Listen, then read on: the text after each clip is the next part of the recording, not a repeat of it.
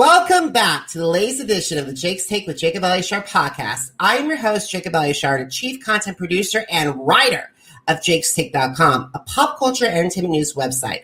I'm very excited because my next guest is this gentleman on my right. He is a theatrical stunt performer. He was seen on Britain's Got Talent as a finalist during series 13. He was more recently, America's Got Talent season 15 semifinalist, who should have made the final, in my humble opinion. And he also has 39,600 Facebook fans and 42,100 Instagram followers. Please help me welcome one of my favorite acts from season 15, Jonathan Goodwin. How are you, Jacob? Are you good? I'm doing great. Now, guys, just to let you know, this is my first solo interview with Jonathan because I interviewed him with all the other semifinalists a couple weeks ago, which is up on jakestake.com. That's right. So this is our first time doing the interview solo. So it's good to see you, Jonathan. It's really good to see you. And that was a little earlier than this. It was too early in the morning. So I've had my coffee. I'm ready to go. Awesome. So let's get started, shall we? Yeah. Okay, so when did you get interested in escapology, and how did that passion evolve into the desire of pursuing a career in the entertainment industry? Well, I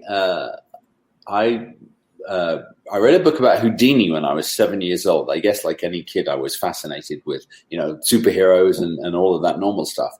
But the thing that was really interesting to me about Houdini was he was real. He really did the things that I read about. And once I realized you could do that for a job, I never really wanted to do anything else. Awesome. So before you appeared on any Got Talent franchise, your talent was showcased on several British television shows, including The Dirty Tricks and Deathwish Live. You also performed across the world with the Illusionists. Uh-huh. So could you share what goes through your mind when you accept these gigs?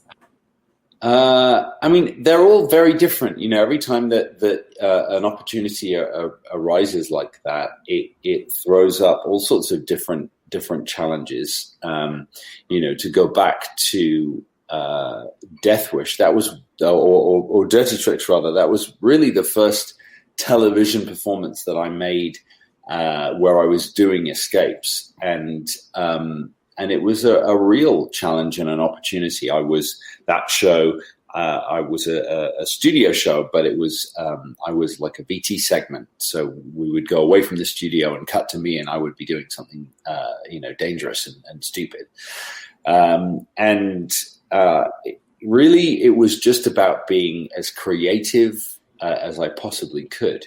Because I had a real passion at the time. I still do, obviously, but about how I thought my genre of performance should be realized, and that was usually that, escape artists, they do things where they, you always escape and just in the nick of time, and the jeopardy, is always death, and it's very unrealistic, and usually the props are things that you don't really recognize. And so I wanted to change that a little bit. And so, the very first escape that I ever did, I was tied by my dad, actually. This is a long time ago, by the way. I was tied to a bed, and I had a bed sheet above me, and I wasn't wearing a shirt. And so my dad put a hot iron on top of the bed sheet, and I had to escape before it burned through and hit me in the chest, which I didn't do. Because that was the other thing, is that for me, failure is theatrically valid. That's fine. We set up the stakes, and then we see what happens. And I was really proud of that. Some of that early stuff is some of my favorite stuff that I've ever performed. Since that time, that was very successful. I got to do a lot of other different television projects, which also brought me to the States. I came and made a series and a special for Discovery Channel in 2007. And that also allowed me the opportunity to then be seen by lots of different people and create a live version of what I do. Because up until that point, I'd only worked in television. And then I had the opportunity to work for the Illusionists and other producers to create a version of what I do on stage. And that's a different challenge again, because you have immediate feedback from an audience. And at the same time, if you're going to do a theatre tour, which is what I was doing, it can't just be a one-off thing. You have to be able to come up with stunts that you can do night after night after night and survive, but create that same thrill. So they're all different challenges, and I've been really lucky, actually. That's good. That's awesome. And I just wanted to ask you this. What are some of the challenges that you faced throughout your career, and how did you overcome those obstacles? Really, truly, the biggest challenges for me have been, the times that things did go wrong, where I made a show in the UK called The 7 Stupidest Things to Escape From. And one of the stunts didn't go according to plan, and I ended up breaking my leg. I broke my tibia and fibula. And, it's in those moments where you have to really think, what am I doing here? Why am I doing this? The moments where it really, whatever happens brings it home, and you think, well, maybe I'm not invincible after all. Those are the times that are a real challenge. And, by and large, I've been very lucky. I hope I'm good at my job, and I do a lot of practice and training and preparation before I do anything dangerous. But the risks are real, and the consequences are also very real. I totally understand that. And I want to let you guys know, I was introduced to you on Britain's Got Talent because I watch YouTube. I'm a Got Talent super fan. Right. So I've been watching America's Got Talent, and I pay attention to Britain's Got Talent, America's Got Talent, Asia's Got Talent, and Australia's Got Talent. Okay, good. So last year when you appeared on Britain's Got Talent Series 13, your journey took you from the judges audition to the final. So how did that experience help you prepare for America's Got Talent? Oh, it really helped me a lot. I had never done a talent show like that as a contestant. It wasn't really something that I'd ever really looked at before. And the people at Britain's Got Talent are amazing. They're so friendly, and it was a really pleasant experience, actually. I enjoyed being on Britain's Got Talent a lot. They're real professionals, and obviously before doing BGT, I had worked a lot in television, and so it was quite an easy transition for me to actually be able to bring what I do to them and work with them and collaborate to create some fun stuff on TV. Awesome. I want to talk to you about your America's Got Talent journey. Sure. So you started your journey when the show reopened up its auditions for season 15 during its AGT at Home segment. So why did you decide to take advantage of this opportunity instead of waiting for an possible invitation from AGT Champions Season 3 or Britain's Got Talent at Champions Series 2 if the shows were to return in 2021?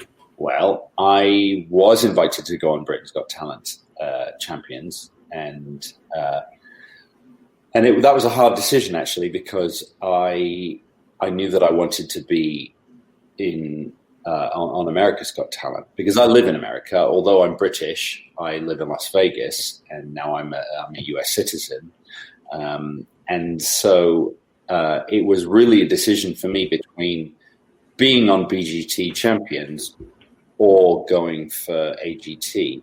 And because I live in the States, that was an easy decision for me, actually, that I decided to actually go and audition for America's Got Talent. And it was a conversation that I had with the producers that I had been talking to about whether or not I would do it. My initial plan and what I was going to do was come on and be in the studio and do a stunt that was very different to what I ended up doing. And I was literally about to fly out to LA to go and do that when production shut down because of the coronavirus. And so at that point, I thought my AGT journey was over for this year. I thought it was never even going to start because I didn't think I would have the opportunity to continue.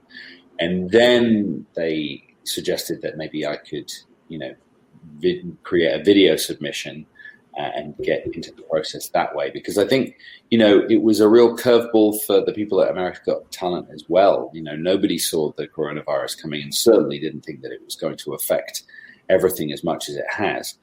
And so if they were going to continue with the show, they had to find another way of working with people and getting new contestants onto the show. And I was happy to help and be part of that and create something that worked in a video submission world. Obviously, creating something for a camera and for a video submission is very, very different to being on a stage with an audience and the judges right in front of you. But it was an interesting challenge, and that's one of the things that I liked about the season that I was on, was that one of the things that gets me out of bed in the morning is being creative and coming up with new ways to solve problems. And so this was just another one of those. Awesome. So in the judges' cut rounds, you were asked to perform again. Mm-hmm. And Simon stated to Heidi, Howie, Sophia, and Terry that your performances on BGT were the closest he ever saw someone try to kill himself on live television. Yeah. After hearing that comment from Simon, did it elevate your drive to make it to the Universal Studios Hollywood live shows? Yeah, it certainly did. Simon actually has always been a really big fan of mine. And so it was, everything that he has always said about me has been very complimentary and positive. And really, from that point of view, I just, from the very beginning, I just had a desire to collaborate with those guys and create new things that people had never seen before. And so that's hopefully what I achieved and what I managed to do. Awesome. So during the second week of season 15 quarterfinals, you performed an incredible stunt for the first time. And however, it led to the judges' vote because you were nominated for the Duncan Save, and then you were nominated for the judges' save. Yeah. The judges were deadlocked, and your fate was in America's hands. So What was your reaction when Terry revealed that you won the American vote? Honestly, truly, it was a bit of a mixed bag of emotions because I was in the Duncan Save with the Spiros brothers and Alexis Brownlee, who was, she's a little girl from Florida, who was 9 years old, cute as a button. And it was very awful. The situation was great. The Spiros brothers went through, and I was super happy for them. They were really excited to be in the semifinals and very deserved. And so then it was down to me and little Alexis, and Terry said to the camera and to the judges that it was the judges' decision, and they were going to have a commercial break in order to decide who they wanted to vote for. And then we went to commercial. And to give you a little insight, what happens in that moment when the show throws to a commercial is that we just stand there and we wait for to be live again.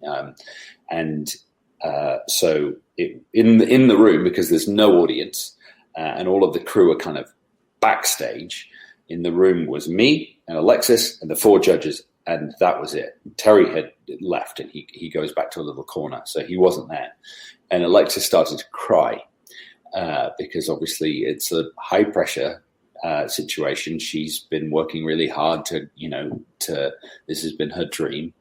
And she's 9, and it's a difficult position to be in when you're that young.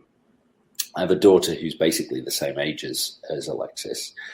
And I realized that I had a job of work to do outside of my job as a stunt performer to make sure she was okay. So I went over and I knelt down next to her and I told her that it was going to be okay and how amazing she was. And then I think her mum realized what was happening and her mum came out and gave her a big hug. But then we were live again. So everybody had to sort of go back to their positions.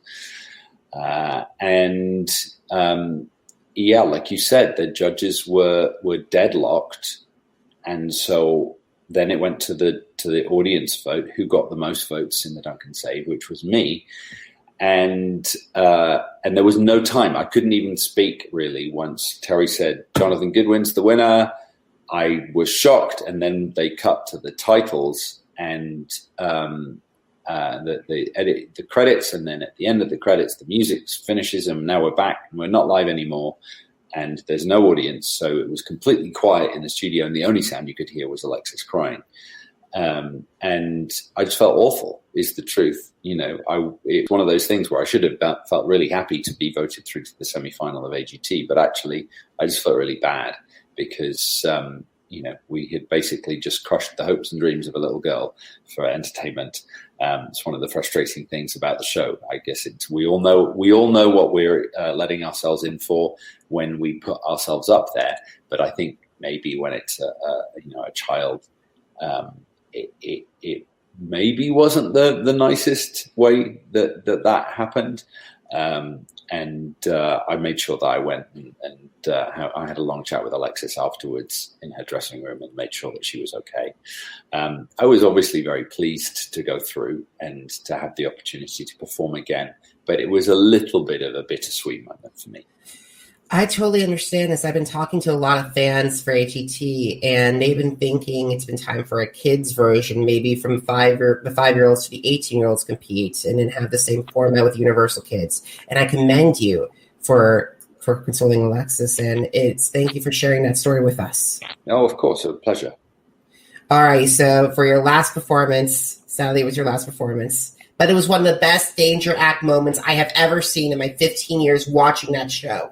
Because you performed 60 feet above Universal Studios Hollywood, riding on a zip line with your teeth as fire burned through the zip line ropes. It remains one of the scariest stunts I have ever seen on a show. And why did you decide to perform this stunt for this round? Well, I had decided what I was going to do each round that I got through before I even started on my AGT journey, because what I do is just very different to what anybody else does.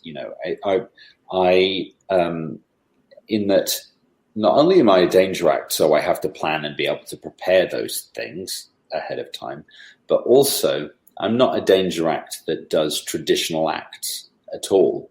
I'm not a knife thrower and I don't do like a circus danger act like my good friend Bello Knock. Those are things that are sort of traditionally done. And what those acts do is they learn and create their version of it and perform it the best that they can. And I'm not taking anything away from those performers, but it's just not what I do. What I do is I create unique and original things that are things that people have never done before. I don't like to do things that people have seen already. And so because of that and because of what I do, I had to create everything that I was going to do ahead of time. I can't just, I'm not like a singer, so I can just pick another song for the next week and then practice that. That stunt is something that I've been thinking about and planning for a very long time. The beginning of it came from a video that I found of a Hungarian lady who was a performer called Tiny Klein, and she did the feat of hanging from your teeth is called iron jaw in circus. There are very, very few people that do it, and I saw a video of Tiny doing iron jaw, riding a zip line across Times Square in about 1931. And it was one of the most incredible things I ever saw. And I was like, that is something that I would like to learn how to do and then put my own spin on it and maybe take it to the next level. Awesome. And I know that in your pre-performance package before the semifinals, you mentioned there was one last stunt in your book. Mm-hmm. If either brings America's Got Talent, the champions, hypothetically it's 2021 or 2022, and Britain's Got Talent, the champions, is ready for series 2, and America's Got Talent, the champions, is ready for season 3. If they invited you to compete on their respective spin-offs, would you consider performing this last stunt? Why or why not? Why or why not? Yeah, of course I would. To have the opportunity to do that, which honestly would be easily one of the biggest things I'd ever done, and bigger than the zipline stunt that you saw.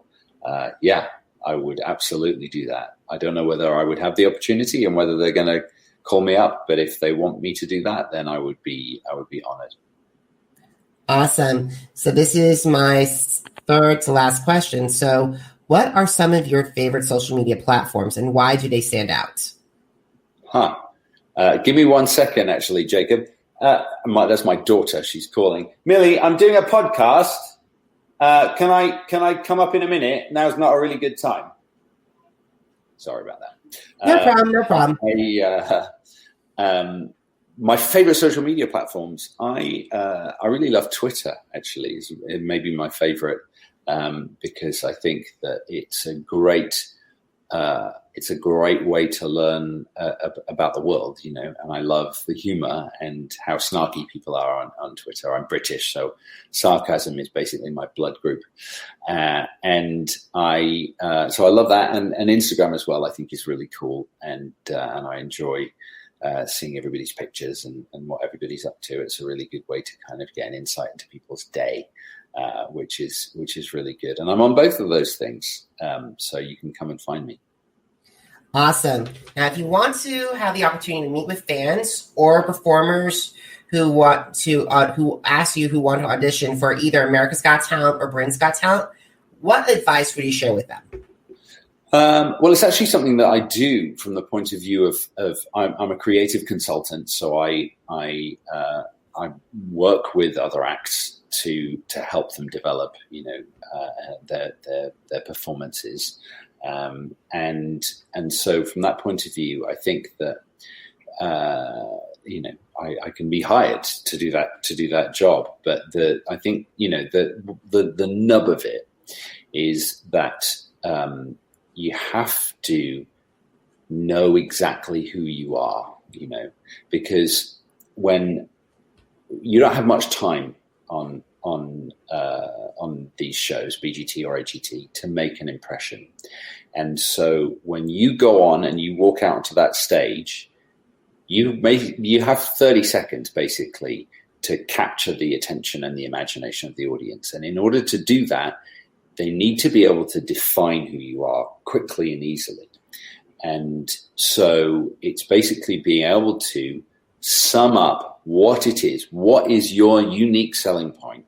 Why are you worthy of standing on that stage and getting voted through to the next round? And we need to understand that really quickly. And so I think before you really get into the specifics of what you're going to do, you need to work out who you are. Wonderful advice. Now, where can my audience connect with you? Through the web and through social media? Yeah, so my website is daredevil.com, and that's my Twitter handle as well, the Daredevil. I missed out on getting that for Facebook and Instagram, so you can find me at Jonathan Goodwin Official on Facebook and Instagram. If you have questions, I'd love to hear from you. Alrighty, guys. Now you can download more episodes of the Jake's Take with Jacob Elyachar podcast on Apple Podcasts, Google Podcasts, Spotify, and Spreaker. Just type in Jake's Take with Jacob Elyachar, JACOB ELYACHAR podcast. I've sat down with a lot of AGT alumni this season, Voices of Service, Vicky Barbalak, and of course last week's my one-on-one interview with Brandon Leak. So make sure you check them out. Also, please subscribe to my social media channels. I'm on Facebook, I'm on Instagram, I'm on Twitter, and I'm on YouTube at Jacob Elyachar, JACOB ELYACHAR. Now, if you missed all my America's Got Talent coverage from the season, including my interview with Jonathan and the second group of semifinalists, head over to jakestake.com. Once again, jakes-take.com for more articles, interviews, and reviews. Jonathan, thank you so much for taking time out of your schedule to talk with me, and I cannot wait to see what you do next. Oh, thank you, Jacob. It's a real pleasure. You have a great day. All righty. Have a great day.